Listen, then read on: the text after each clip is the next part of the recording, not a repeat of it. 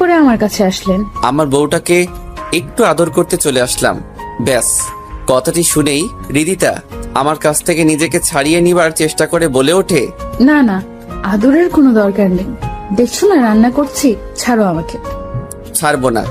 তখনকার সারপ্রাইজটাতে আমার মন ভরেনি, সুতরাং সারপ্রাইজটা পুনরায় আবার চাই। এই বলে রিদিতার গলায় নাক ডুবিয়ে দিলাম।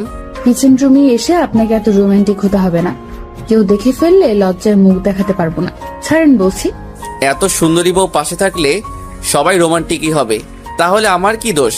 এই বলে রিদিতার ঠোঁটের উষ্ণতা নিতে যাব, হঠাৎ গরম চেনি হাতে চেপে ধরাতে চট করেই রিদিতার কাছ থেকে সরে গিয়ে বলে উঠি, আহ বউ না ডাকাত, একটু কাছে এসেছি বলে গরম চেনি ছ্যাক দিতে হবে?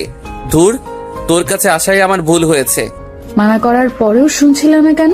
ঠিক আছে, ভুল আমারই হয়েছে, আপনি রান্না করেন। এই বলে রেগে মেগে কিচেন রুম থেকে চলে আসলাম। তোর মুডটাই নষ্ট করে দিল। কিছুক্ষণ পর রিদিতা রুমে এসে দুষ্টুমি সুরে বলে ওঠে, কেমন লাগে?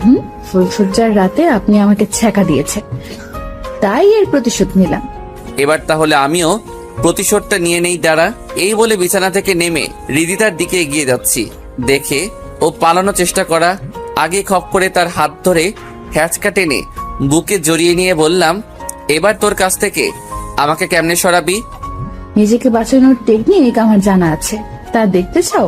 পারমিশন পাওয়া মাত্রই হাতে সজোরে কামড় বসিয়ে দিল। ব্যথা পাওয়া সত্ত্বেও মুখে হাসি এনে বলে উঠলাম, এই সামান্য কামড়ে আমার কিছুই হবে না, বুঝছিস? একটুও ব্যথা পাওনি? না, পাইনি।